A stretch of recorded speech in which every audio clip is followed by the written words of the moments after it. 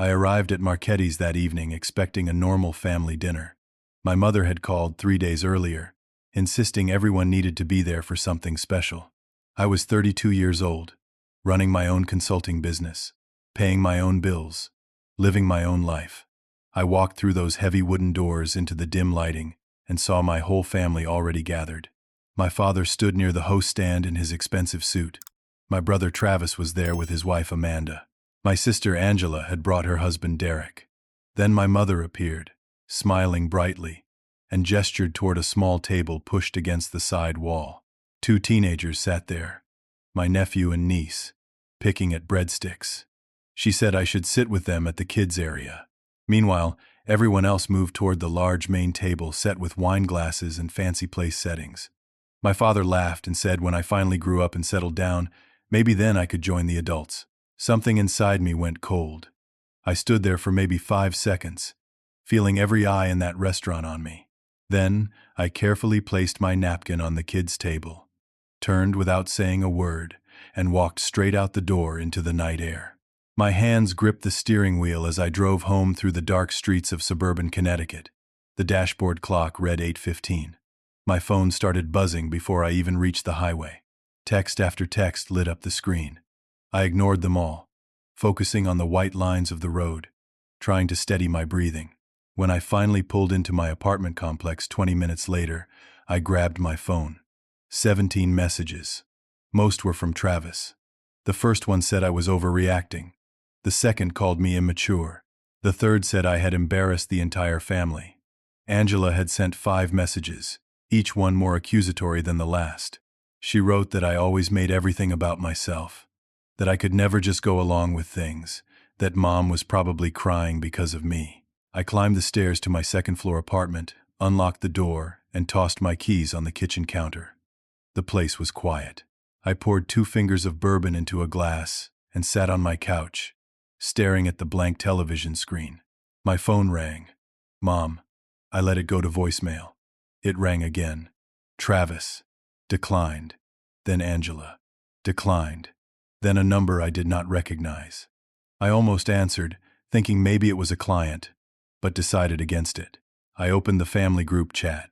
38 new messages. I scrolled through them quickly. Travis had written that I ruined Mom's special night. Angela said I was acting like a spoiled child. Even Derek, who barely spoke in family settings, had chimed in to say I should apologize. My father had not written anything. That felt worse somehow. I took a long drink of bourbon and started typing. My fingers moved across the screen deliberately, choosing each word with care. I wrote that I was a grown man who had built a successful business, owned his own home, paid his own way through life, and deserved basic respect from his family. I explained that being relegated to a kids' table like some awkward teenager while my married siblings sat at the adult table was humiliating and unacceptable. I said I would not tolerate being treated as less than because I had chosen a different life path. Then I hit send and set my phone face down on the coffee table. Silence for maybe 90 seconds. Then my phone exploded with notifications, buzzing continuously like an angry hornet. I picked it up and saw message after message flooding in. Travis wrote that I was being dramatic. Angela said I was selfish. Amanda, Travis's wife, wrote that I needed to grow up and stop causing problems. Then my phone rang again. Dad. I stared at his name on the screen for 3 rings before letting it go to voicemail. A minute later, the voicemail notification appeared. I almost deleted it without listening. Something made me press play. My father's voice came through the speaker, cold and measured. No emotion, just words delivered like a business transaction. Since you want to act like a child throwing a tantrum, we are cutting you out of the family trust. Your siblings are mature, married, building families. You are just lost. Do not bother coming to any more family events until you learn some respect. We are done enabling your Peter Pan lifestyle. This is what consequences look like, Fidel. Grow up. The voicemail ended. I sat there holding my phone, trying to process what I had just heard. The family trust. My grandfather had died 8 years ago and left money to be split 3 ways between me, Travis, and Angela.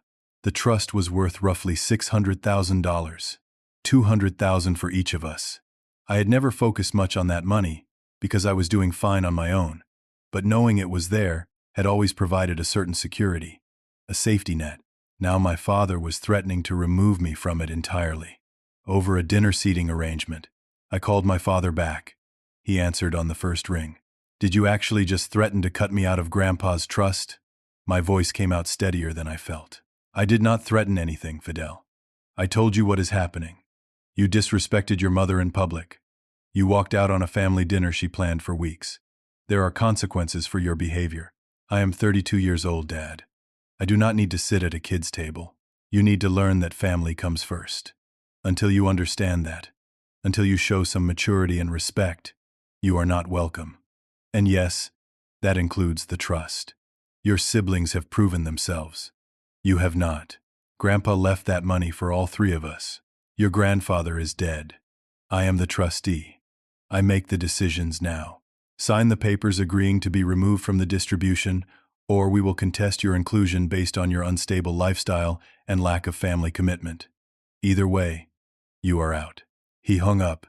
I sat in the dark living room, bourbon glass empty, phone in my hand, trying to understand how a dinner invitation had turned into this. My family was not just angry. They were weaponizing my inheritance, threatening my financial security, attempting to force me into submission by holding money over my head. The apartment suddenly felt smaller, the walls closer. I stood up and walked to the window, looking out at the parking lot below, at the ordinary cars and ordinary lives, and wondered how everything had gone so wrong so fast. My phone buzzed again. Another text from Travis. Just 3 words. "You brought this on yourself." I turned my phone off completely and went to bed, but sleep did not come for a long time. Morning light came through the bedroom blinds too early. I had maybe slept 3 hours total, my mind replaying the dinner, the voicemail, the threat about the trust. I reached for my phone on the nightstand and powered it back on. 6:43 in the morning. Immediately, notifications started pouring in, but one email stood out. Sent at 6:02 in the morning from Gary, my business partner. The subject line read, "Urgent. Call me now." My stomach dropped. I dialed Gary before even getting out of bed. He answered on the first ring, his voice tight with stress. "Fidel, we have a major problem. Hartwell Corporation just terminated our contract. I got the email an hour ago. Effective immediately. They are pulling out of everything." I sat up, suddenly completely awake. Hartwell Corporation was our biggest client. They represented 40% of our total revenue. We had 3 ongoing projects with them worth nearly $200,000 over the next 6 months. What? Why? What reason did they give? The email was vague. Something about restructuring priorities and reallocating resources. But Fidel, this makes no sense. We just had a progress meeting with them on Friday. Everything was fine. They were happy with our work. This came out of nowhere. I threw off the covers and started pacing my bedroom. "Did you call anyone there? Talk to our contact?" I tried. Nobody is answering. I left 3 voicemails. "I will make some calls. There has to be an explanation." We hung up and I immediately started dialing. First, the project manager at Hartwell, then the director of operations, then the VP we had initially pitched. Every call went to voicemail. Every email bounced back with out-of-office replies. Something was very wrong. I got dressed quickly, made coffee, and spent the next 2 hours trying to reach anyone at Hartwell who could explain what happened. Finally, at 9:30, my phone rang. It was Brian, a mid-level manager at Hartwell I had worked with on smaller projects. We had grabbed beers a few times, built a decent professional friendship. "Brian, thank God. What is going on? Why did you guys terminate our contract?" There was a long pause on the other end of the line. "Fidel, I am calling from my personal phone because I should not be telling you this. But I like you, and what happened is not fair." My grip tightened on the phone. "What happened?" "Your father called our CEO yesterday afternoon. Richard and your dad apparently play golf together. I do not know exactly what was said, but the word came down from the executive level that we needed to cut ties with your firm immediately. Something about concerns regarding your business practices and reliability." The room tilted. "My father did what?" "I am sorry, man. I argued against it. Your work has always been solid. But when the CEO makes a decision like that, especially based on personal relationships, there is nothing anyone can do. The official reason they are giving is budget restructuring, but that is not true. This was personal. Brian, this is going to destroy my business. 40% of our revenue just disappeared. I know. I am really sorry. If there was anything I could do, I would. But my hands are tied. I just wanted you to know the real reason, so you were not left wondering. We hung up, and I stood in my kitchen, coffee mug in hand, trying to process what I had just learned. My father had deliberately sabotaged my business, not just threatened my inheritance, actually picked up the phone and destroyed a major client relationship out of spite, out of revenge for walking out of a dinner. I called my father immediately. He answered after 4 rings, his voice casual, almost cheerful. Fidel, have you reconsidered your behavior? You called Hartwell Corporation. You got them to drop our contract. Silence for 3 seconds. Then, I have many business relationships, Fidel. I use them as I see fit. You disrespected your mother. There are consequences for your actions. Maybe losing this contract will teach you that family comes first, and you need to grow up. You are destroying my business because I walked out of a dinner. I am teaching you a lesson. You think you can just do whatever you want without consequences? You think you can humiliate your family and face no repercussions? This is the real world. Actions have consequences. Come back to the family, apologize properly, sign the trust papers, and maybe I will make some calls to help you get new clients. Or keep being stubborn and watch everything you built fall apart. Your choice. He hung up. I stood there holding my dead phone, rage and panic mixing in my chest. My father was not just angry. He was actively working to destroy me, to force me into submission by dismantling my livelihood piece by piece. An hour later, Gary called again. His voice sounded different, flat, defeated. Fidel, I need to talk to you about something. Can we meet? We agreed to meet at a coffee shop near our office.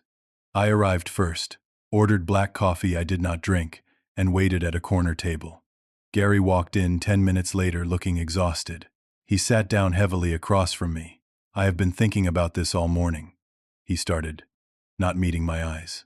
With Hartwell gone, we are in serious financial trouble. We have payroll to meet, office rent, ongoing expenses. I ran the numbers. Without that revenue, we are going to be operating at a loss within 2 months. I know, but we can find new clients. We can pitch to other companies. We have a good reputation. Gary shook his head slowly. Fidel, my wife is pregnant. She is due in 4 months. I cannot risk everything on a failing business right now. I got a job offer last month from a consulting firm in Boston. I turned it down because things were good here, but I called them this morning. The position is still open. They want me to start in 2 weeks. The words hit me like cold water. You are leaving the partnership? I have to. I have a family to support. I cannot gamble with their security. I am sorry, Fidel. I really am. But I need stability right now. Gary, we built this company together. 5 years of work. I know, and I feel terrible about this. But I have to think about my wife and my kid. I cannot watch this business sink and take my family down with it. He stood up, put his hand on my shoulder briefly, and walked out of the coffee shop. I sat alone at the table, staring at my untouched coffee, understanding with complete clarity that my father had just destroyed not only my biggest client relationship but also my entire business partnership. Gary was right to leave. Any rational person would make the same choice. But that did not make it hurt any less. My company, the thing I had built from nothing over 5 years, was collapsing. And my father had orchestrated it with a single phone call. I drove back to my apartment in the middle of the day, the streets full of people going about their normal lives, completely unaware that mine was falling apart. The next 3 days passed in a blur of frantic activity. I worked 20-hour days trying to keep projects moving forward without Gary. I reached out to potential new clients, sent dozens of cold emails, made pitch calls to companies I'd been targeting for months. I maxed out 2 credit cards to cover payroll for my 2 remaining employees, hoping I could land new business before the money ran out completely. By Thursday afternoon, I was running on 4 hours of sleep and too much coffee. My phone rang. Angela. I almost did not answer, but something made me pick up. Fidel. Her voice sounded softer than usual, almost concerned. How are you doing? How do you think I am doing, Angela? I heard about your business partner leaving. I am sorry. Are you? Because last time we talked, you were calling me selfish and immature. A pause. I know. I was upset. But I have been thinking about everything. I think Mom and Dad went too far. Especially Dad with the business thing. That was not right. I leaned back in my desk chair, suspicious but desperate for any support. So what? You are on my side now. I want to help. Can we meet for coffee? Just you and me. No parents. I want to talk. Against my better judgment, I agreed. We met the next morning at a Starbucks halfway between our towns. Angela was already there when I arrived, sitting at a corner table with 2 coffees. She looked tired, older than I remembered. She gestured for me to sit. Thank you for coming, she said. I know things have been terrible between all of us. That is an understatement. I talked to Dad. I convinced him to reconsider the trust situation. He is willing to restore you to it. But you need to do something for him first. I felt my defenses go up immediately. What does he want? Angela pulled out a folder from her bag and set it on the table between us.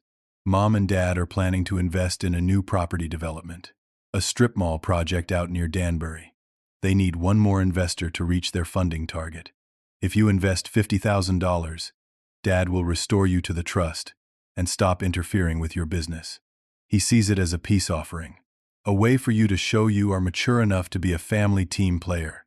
$50,000? Angela, my business is falling apart. I do not have that kind of liquid cash right now. I know it is a lot, but think about it. You invest now, and you get back into the trust for $200,000. Plus, the property development is a solid investment. They have been doing real estate deals for years. This one has real potential for returns. You would be making money and fixing your family situation at the same time. She opened the folder and showed me paperwork. Investment projections, property surveys, development plans. It all looked legitimate, professional. My parents had done several real estate investments over the years. Some had done well, but something felt off.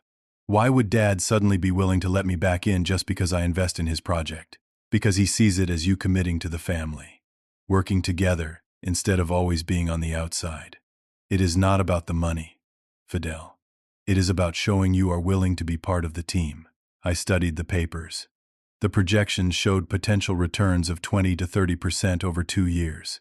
The development plan looked thorough, and $50,000 to get back into a $200,000 trust, plus stop my father from sabotaging my business, seemed like a logical trade. I need to think about it, I said. Angela leaned forward. Fidel, this offer is not going to last forever. Dad is giving you a chance to make things right. If you walk away from this, I do not think he will give you another opportunity. I took the folder home. I spent the weekend reviewing every page, checking the numbers, researching the property location. Everything seemed to check out. On Monday morning, I transferred $50,000 from my savings account, most of what I had left. I texted Angela confirmation. She responded with a heart emoji and welcome back to the family. For 48 hours, I felt a weight lift. Maybe things were going to work out. Maybe this nightmare was ending. Then, on Wednesday afternoon, my phone rang. Unknown number, I answered. Is this Fidel? A woman's voice. Professional. Serious. Yes. Who is this? My name is Patricia Montgomery. I am an attorney with Davidson and Associates. I am calling to inform you that you have been named as a defendant in a civil lawsuit regarding fraudulent investment practices. You should expect to receive official service of papers within the next few days. My blood went cold. What? What lawsuit? The case involves a property development scheme operated by Derek Sanderson. Multiple investors are alleging fraud, misrepresentation, and misappropriation of funds. Your name appears on investment documents as a participant.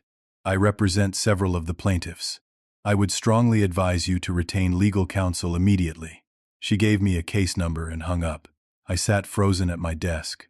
Derek Sanderson, Angela's husband. the property development. I grabbed the folder Angela had given me and started going through it again, this time with different eyes. I pulled up the county property records online. The parcel number listed on the development plans did not exist. I searched for the development company name. Nothing. No business registration. No permits filed. Nothing. I called Angela immediately. She answered on the third ring. Her voice strained. Fidel. What the hell is going on, Angela? I just got a call from an attorney saying I am being sued over a fraudulent property development scheme. Derek's scheme. Silence. Then, quietly, I did not know it was going to go this far. What does that mean? What did you do? Her voice broke. Derek has been in trouble for months. He ran a property investment that fell through. Other investors wanted their money back. He did not have it. He was desperate. He needed new money to pay back the old investors. I told him about your situation with the family. He came up with the plan to use it as a way to get you to invest. I did not know the whole thing was going to blow up into a lawsuit. I thought he would be able to pay everyone back eventually. I could barely speak. You set me up. You used our family situation to con me into giving money to your husband's failing fraud scheme? He is the father of my children, Fidel. Our marriage is falling apart. He has gambling debts. I was trying to help him. I was trying to save our family. And you destroyed me in the process. That $50,000 was most of my savings, Angela. Now it is gone and I am facing a lawsuit? She was crying now. I am sorry. I am so sorry. Please do not press charges against Derek. Please. If he goes to jail, what happens to my kids? I hung up on her. I sat in my apartment that evening, pulling up every document I could find about the lawsuit. 9 investors had been conned, total losses over $300,000. Derek had been running a Ponzi scheme, using new investor money to pay returns to old investors while gambling away the rest. The whole thing collapsed when he could not bring in enough new money to cover the shortfall. And Angela had knowingly brought me in as a mark, had used my desperation to repair family relationships to manipulate me into handing over $50,000. I called an attorney the next morning. He reviewed the situation and delivered bad news. Even though you were defrauded yourself, the other plaintiffs are naming everyone involved in the investment scheme. They are trying to recover assets anywhere they can. You may be able to defend yourself and prove you were a victim too, but it will be expensive and time-consuming, and the $50,000 is gone. Derek does not have it. Nobody is getting that money back. My business was dying. My family had betrayed me at the deepest level. I had lost $50,000, and now I was facing legal action that could drag on for months or years. I sat in the attorney's office, listening to him explain my options, and realized I had never felt more alone in my entire life. The following week, the lawsuit became public. A journalist who covered local business news wrote an article about the property development scam. The headline read, "Local real estate scheme defrauds multiple investors."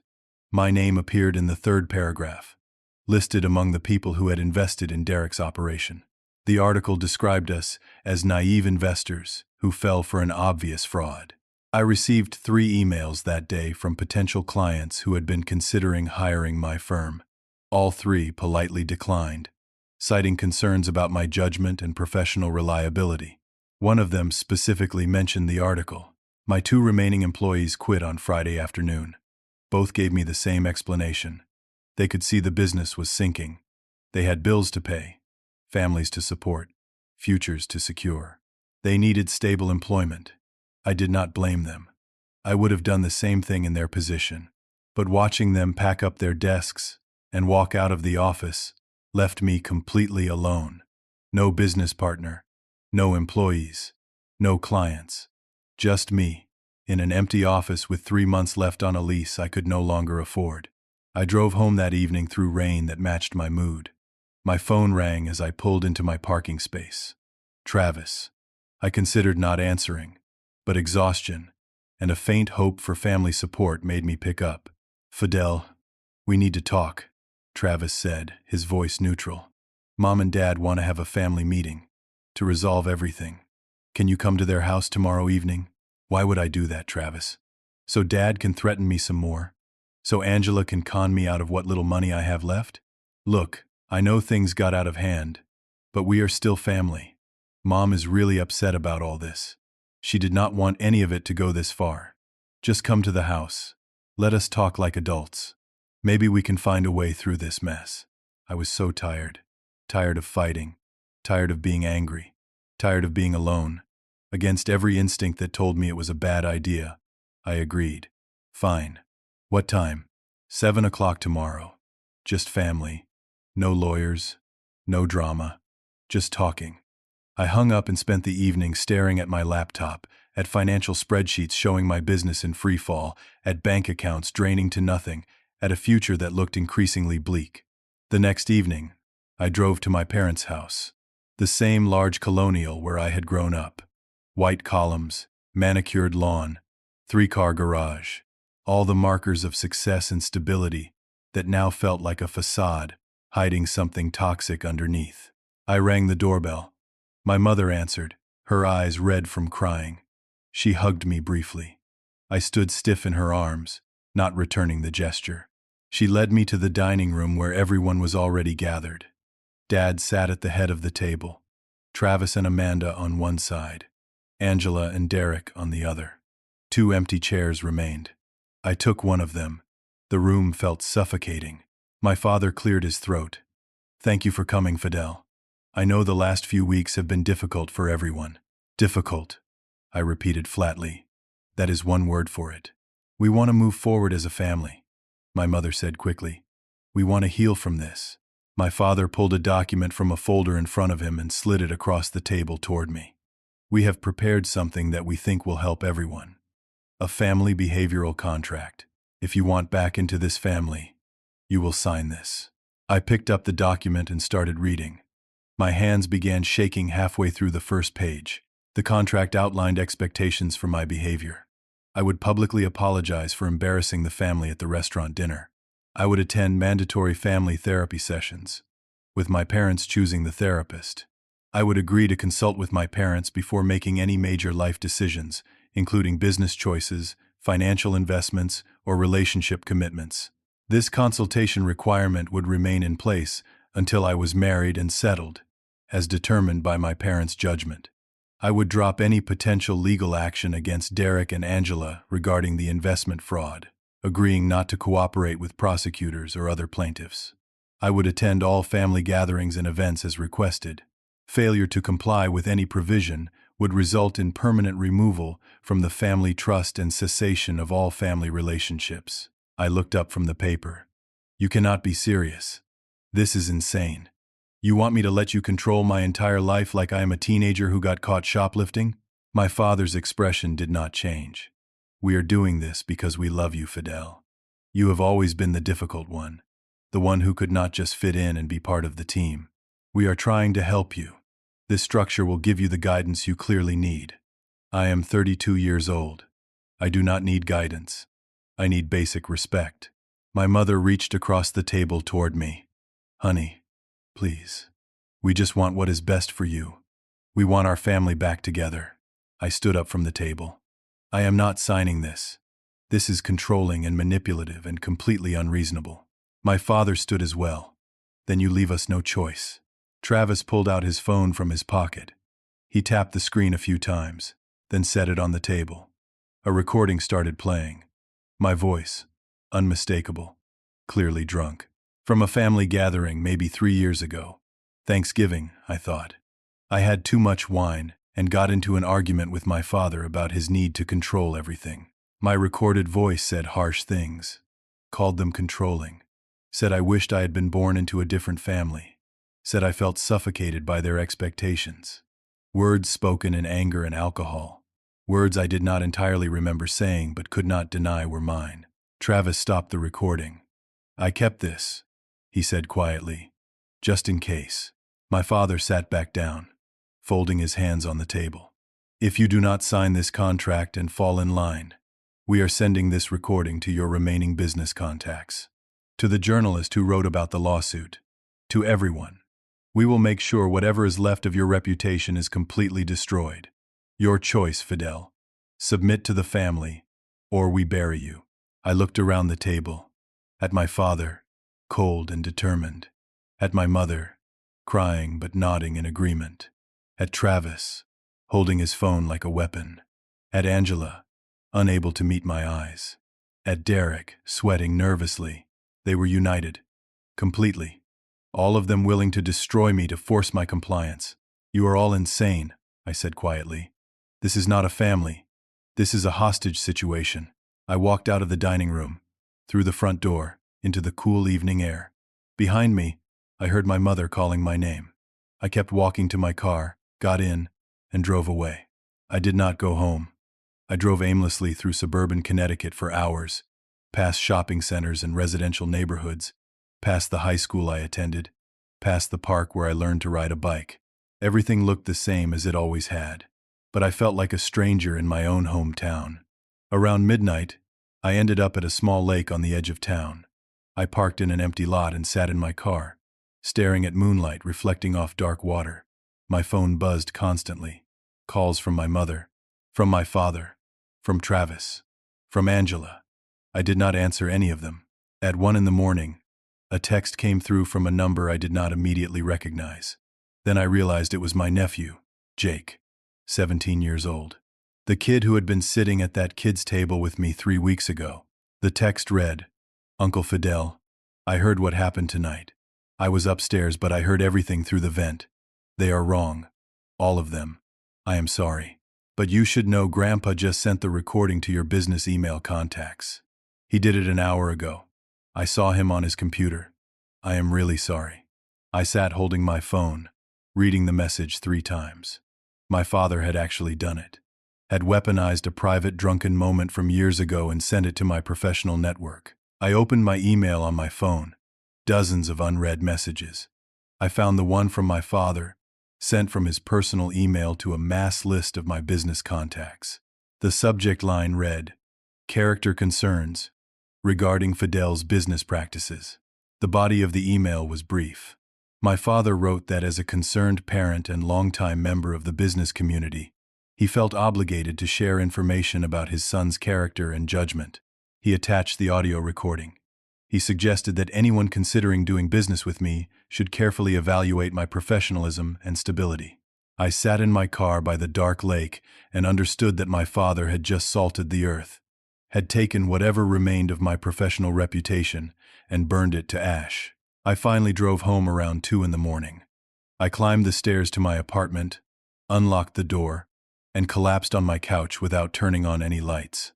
When I woke 6 hours later, my phone showed 43 missed calls and 67 text messages. I ignored all of them and checked my email instead. 3 separate potential clients had sent messages withdrawing interest in working with me. One former colleague wrote a concerned email asking if I was okay and if I needed help. Another wrote asking if the recording was real and if I really felt that way about my family. My business email inbox, which used to get 5 to 10 legitimate inquiries per week, was now full of spam and nothing else. Word had spread. My reputation was destroyed. I checked my bank account.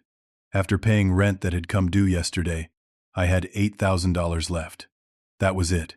Everything else was gone. Invested poorly, spent on trying to save a dying business, maxed out on credit cards. My landlord called at 10 a.m. The rent check I had written bounced.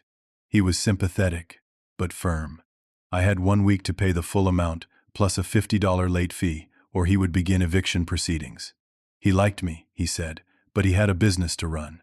I calculated my remaining options.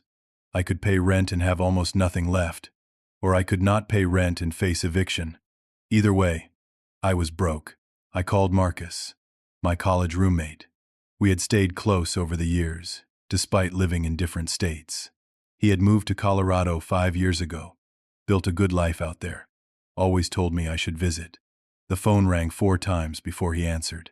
"Fidel, hey man, how are things?" My voice cracked before I could stop it. "Not good, Marcus. Everything is falling apart." I told him the entire story. The dinner, the trust threat, the business sabotage, Angela's betrayal, the lawsuit, the recording, all of it. He listened without interrupting. When I finished, he was quiet for a moment. Then, "Come stay with me. Get out of there. You need to rebuild away from those toxic people. I have a guest room. Stay as long as you need. Marcus, I do not have money for a plane ticket right now. I will buy the ticket. Just pack a bag and get out of Connecticut. You need distance from your family. You need space to think clearly. I almost started crying. I appreciate that. But I do not know if running away solves anything. It is not running away. It is strategic retreat. Sometimes you have to step back to see the battlefield clearly. We talked for another 20 minutes. He made me promise to seriously consider his offer. I said I would think about it. After we hung up, I sat in my apartment surrounded by the wreckage of my life. No business, no money, no family, facing eviction, reputation destroyed, alone. I was staring at my laptop, looking at the eviction notice my landlord had emailed, when my phone rang again. Unknown number. I almost did not answer. But something, maybe just habit, made me swipe to accept the call. Is this Fidel? A woman's voice. Older. Professional but warm. Yes. Who is this? My name is Helen Carmichael. I am an attorney. I represent your grandfather's estate. We need to talk about something that was recently discovered in your grandfather's original will documents. Can you come to my office tomorrow? It is rather urgent. I sat up straighter. What is this about? I would prefer to discuss it in person. Are you available tomorrow morning? Say, 10 o'clock? I had nothing else. No meetings, no clients, no obligations. Just empty days stretching ahead. Yes, I can be there. She gave me an address in downtown Hartford, and we hung up. I sat holding my phone, wondering what else could possibly go wrong. Or if maybe, impossibly, something was about to go right. Helen Carmichael's office occupied the 10th floor of a glass building in Hartford's financial district. I arrived 15 minutes early and sat in the waiting area, watching well-dressed people walk past with briefcases and purpose. I wore the best clothes I had left, a button-down shirt and slacks, trying to look professional despite feeling completely hollowed out. At exactly 10 o'clock, a receptionist led me to a corner office with floor-to-ceiling windows overlooking the city. Helen Carmichael stood from behind a large desk. She was probably 65, silver hair pulled back, sharp eyes behind frameless glasses, wearing a navy suit that spoke of decades of success. Fidel, she said, shaking my hand with a firm grip. Thank you for coming.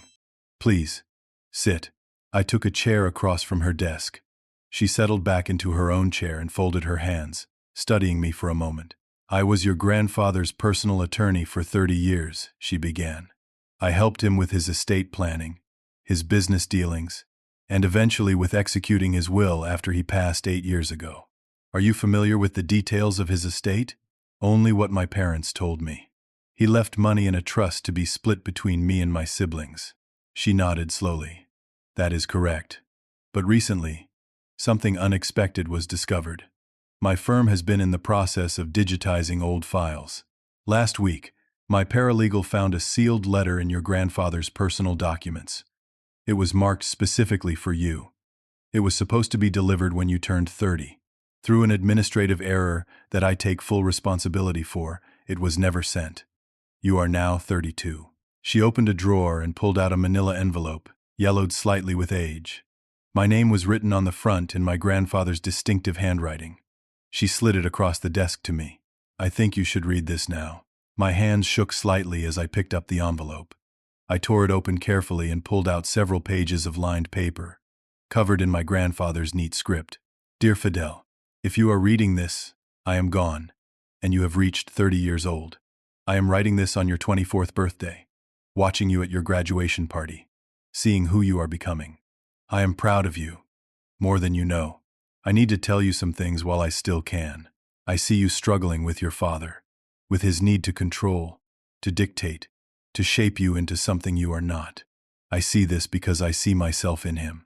I was a hard man, Fidel. I pushed your father the same way he pushes you. I demanded perfection. I accepted nothing less than complete obedience. I built a successful business, but I damaged my son in the process. Your father learned to survive by controlling everything around him, by demanding from others what was demanded of him. He does not know another way. I gave him that. It is my greatest failure. But you, Fidel, you are different. You push back. You question. You insist on your own path. This makes you the strongest of all of us. Do not let anyone tell you otherwise. I am writing this letter to tell you about something I have done for you, something your parents do not know about. I have created a separate trust, just for you. It contains $200,000 in stocks in several companies I believe will grow substantially. This money is yours alone, not to be shared with or controlled by your parents. Not part of the family trust they will manage. I know your father will try to manipulate you through money, through obligation, through guilt. This is your safety net so you can be free of that. You do not need their approval. You do not need their permission. You can build your own life on your own terms. The trust is managed by Helen Carmichael. She has instructions to release it to you when you turn 30. Use it wisely. Use it to be free. I wish I could be there to see the man you become. But I know you will be remarkable. Not because you follow anyone's path, but because you forge your own. Be strong. Be independent. Be yourself. With love and pride. Your grandfather. I read the letter twice, tears blurring my vision by the end. I looked up at Helen, unable to speak. She gave me a small, sad smile.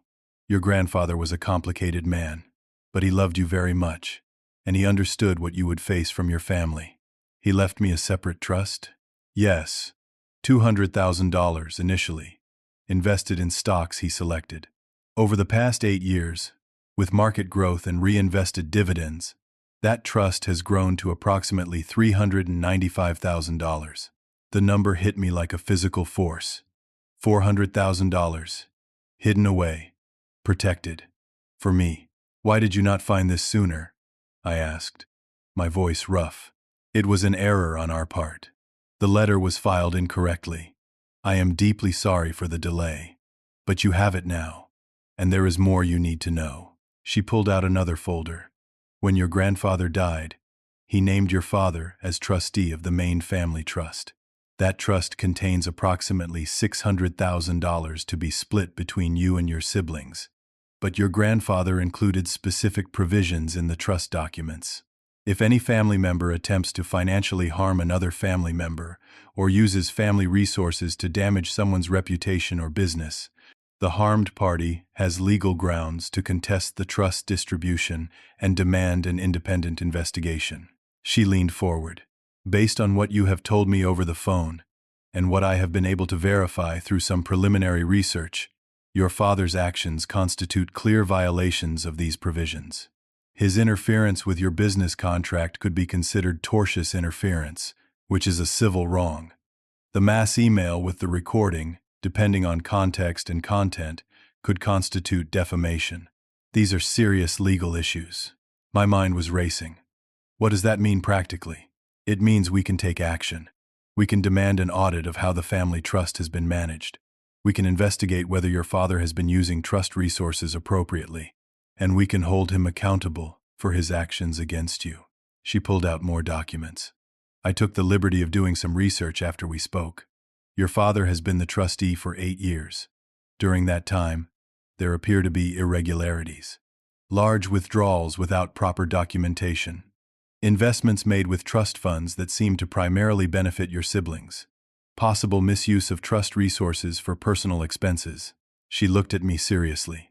Fidel, I believe your father has been mismanaging the trust. If we bring this to light, he could be forced to repay misused funds.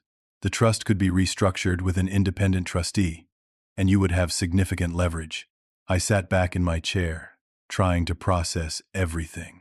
My grandfather had protected me, had seen this coming, had given me not just money but weapons to fight back.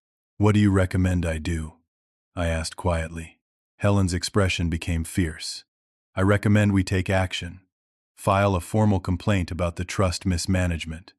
Pursue legal claims for the harm your father caused to your business. Hold your family accountable for what they have done. You have been attacked, betrayed, and systematically undermined. Now you have the resources and the legal standing to fight back. She paused. But this is your decision, Fidel. Legal action against family is painful. It will be ugly. It will likely destroy whatever relationships remain. You need to decide what you want. Justice? Peace? Distance? What matters most to you? I thought about the last month. The humiliation at the restaurant, the threats, the business sabotage, Angela's betrayal, the recordings sent to my professional contacts, the systematic destruction of everything I had built. I thought about my grandfather's letter, about being strong, about being independent, about forging my own path. I looked at Helen Carmichael and felt something I had not felt in weeks. Clarity. I want justice, I said. I want them to face consequences for what they did. And I want to rebuild my life completely free from them. Can you help me do that? She smiled. Yes, I can. Let me get started. Helen moved fast. Within a week, she filed a formal complaint with the probate court regarding the management of my grandfather's family trust. She requested an independent audit and investigation into my father's actions as trustee. The court granted the request. I used money from my grandfather's separate trust to pay my rent, settle my credit card debts, and stabilize my immediate financial situation. For the first time in a month, I could breathe without panic crushing my chest. The audit took 3 weeks. The auditor was thorough. What he found exceeded even Helen's suspicions. Over 8 years, my father had systematically misused trust funds. He had taken over $100,000 for personal investments that had nothing to do with trust management. He had made loans to Angela and Derek without proper documentation or repayment terms.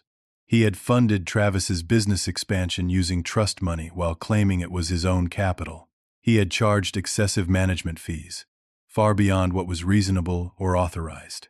The auditor's report was damning. Helen filed it with the court along with a motion to remove my father as trustee and appoint an independent professional in his place. At the same time, Helen helped me file a civil lawsuit against my father for tortious interference with my business. The legal term meant wrongful interference with business relationships. We sued for damages, not to get rich, but to establish accountability. My father's golfing buddy, Richard, the CEO of Hartwell Corporation, was subpoenaed for a deposition. Faced with the legal requirement to tell the truth under oath, he admitted that my father had called him and pressured him to terminate the contract based on personal family issues, not business concerns. He admitted that my firm's work had been excellent and that the termination was purely a favor to my father. That testimony was devastating to my father's defense. The defamation case regarding the recording was more complex. Helen worked with a communications expert who analyzed the email and the recording. They established that the context was stripped away, that the recording was from a private family gathering, and that my father's characterization of it as professional concerns was false. Several of my former business contacts provided statements that the email had damaged my reputation and cost me opportunities. Meanwhile, the criminal investigation into Derek's investment fraud moved forward. Angela, desperate to protect herself and her children, cooperated with prosecutors. In exchange for immunity, she provided detailed information about Derek's scheme. In her statement, she admitted something that shocked even me. My parents had known about Derek's financial troubles. They had encouraged Angela to use my situation to get me to invest. They thought it would teach me a lesson about trusting family. They did not realize the scheme was actually criminal fraud. They thought Derek would eventually repay everyone, and I would learn to be more careful. Their attempt to manipulate me had backfired into criminal exposure. 6 weeks after Helen filed the first complaint, the court ordered a mediation session. All parties were required to attend. My family, me, attorneys for everyone, and a professional mediator. I walked into that conference room on a cold Thursday morning. It was the first time I had seen my parents since walking out of their house. They looked older. My father's face was drawn. My mother's eyes were puffy from crying. Travis sat next to them, staring at the table. Angela was there with her own attorney, separate from my parents. The mediator was a woman in her 50s, calm and professional. She laid out the facts, the audit results, the lawsuit evidence, the criminal investigation, everything in black and white. Then she presented the proposed settlement. My father would resign as trustee immediately. An independent professional trustee would take over. The misused funds would be repaid to the trust from my parents' personal assets. The trust would be restructured to ensure proper management going forward. I would receive my full one-third share, approximately $200,000, within 60 days. Additionally, my father would pay me $75,000 in damages for the business interference. The defamation case would be settled with a written apology and an agreement that the recording would be permanently deleted and never shared again. The numbers were read aloud. My parents sat silent. Then Travis spoke. His voice cracked. "I am sorry, Fidel. For all of it. For the recording. For being part of this." He looked at our parents. "I have been miserable living under their control. Always doing what they wanted. Always being the perfect son. I recorded you because I was jealous. You were the brave one. You stood up to them. I never could. I resented you for being free." Angela was crying. "I am sorry too. Derek manipulated me, but I let him. I used you because I was desperate and trapped. I have been trapped for years in a marriage Mom and Dad pushed me to stay in. I should have protected you. You are my brother." My mother reached across the table toward me. "Fidel, please. I just wanted our family to be perfect. I wanted everyone together. I did not know how to handle you being different from what we expected." I looked at her hand extended across the table and did not take it. My father finally spoke. His voice was quieter than I had ever heard it. "I treated you the way my father treated me. Controlling, demanding. I thought I was helping you. I thought you needed to be pushed into line to be successful. I was wrong. It was not a full apology, but it was more than I expected." The mediator asked if I would accept the settlement terms. I looked at Helen. She nodded slightly. "Yes," I said. "On one condition. I want complete independence from this family going forward. No more manipulation. No more control. No more using money or guilt or obligation to dictate my choices. If we are going to have any relationship at all, it starts fresh with clear boundaries. Otherwise, I am done." My mother started crying harder. My father just nodded slowly. We signed the papers. The mediation ended. I walked out of that conference room with legal documents guaranteeing my financial independence and establishing consequences for what my family had done. Over the following months, things slowly changed. The settlement money came through as promised. Combined with my grandfather's trust, I had enough capital to start over completely. I took Marcus up on his offer and moved to Colorado. New state, new city, new beginning. I used the money to start a new consulting business, this time keeping it small and selective. I worked with clients who respected me, built relationships based on mutual trust, and grew the company steadily on my own terms. My nephew Jake reached out regularly. We talked on the phone every few weeks. He asked me questions about college, about independence, about standing up for yourself. I became a mentor to him. He told me once, "You showed me it is okay to walk away from toxic situations, even if it is family. You showed me that respect matters more than obligation." Travis started therapy. He called me 6 months after the mediation and apologized again, more fully this time. He admitted he had been living a life designed by our parents, and he was trying to figure out who he actually was. We talked cautiously at first, but slowly rebuilt something like a relationship. Not what we had before, but maybe something more honest. Angela, I kept at a distance. Forgiveness takes time. Maybe someday. Maybe not. I was not ready to decide. My parents I saw once a year at most, usually at neutral locations, for limited time, with clear boundaries. My mother tried to be more respectful.